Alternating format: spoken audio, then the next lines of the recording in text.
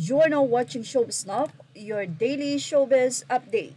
Viral nga ngayon sa social media ang inilabas na mugshot ng dating news anchor na si Jay Sonsa. Mula sa naging artikulo ng Pinoy Showbiz latest Facebook page, Jay Sonsa nakakulong sa Quezon City Jail. Ngayon ay kasalukuyan ngang nakapiit sa Quezon City Jail Quarantine Facility sa Payatas ang dating talk show host at broadcaster na si Jay Sonsa. Ito ay sa dahil ilang kasong kinakaharap niya ngayon. Sa naging interview ng ABS-CBN News kay Bureau of Jail Management and Penology BJMP, spokesperson J. Rex Bustanera, Martes, August 15 ay nagbigay ito ng confirmation sa pagkakakulong ngayon ni Jay Sonsa o Jose Yumang Sonsa.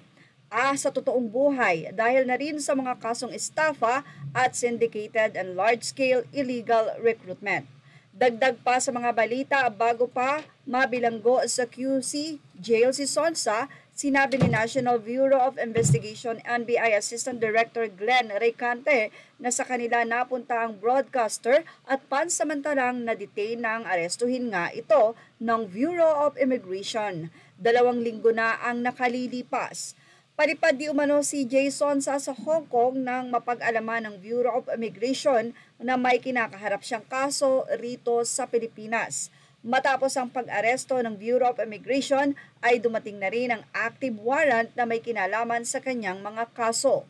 Narito ang nilalaman ng commitment order. I hereby commit to you the living person of Jose E. Sonsa who is charged in the above entitled cases for estafa under Article 315, Part 2A of the Revised Penal Code and syndicated and large-scale illegal recruitment under Section 6M in rel. to Sec. 7B, Republic Act No. 8042, the Migrant Workers Overseas Filipino Act of 1995. Accused Jose E. Sonsa should not be released except upon the order of this court. Samantala, wala pa namang pahayag si Jay Sonsa o ang kanyang legal team tungkol sa issue na ito.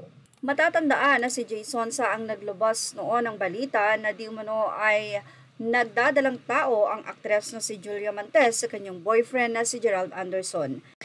Umalma nga ang aktres na si Julia at ang magulang nito na si Marjorie at muntik na ngang makasuhan din itong si Jay Sonsa. Well, ano masasay nyo about dito? Ilagay na ang inyong opinion dito sa ating comment section. Images are all credit to the rightful owners and thank you for watching Showbiz Snob.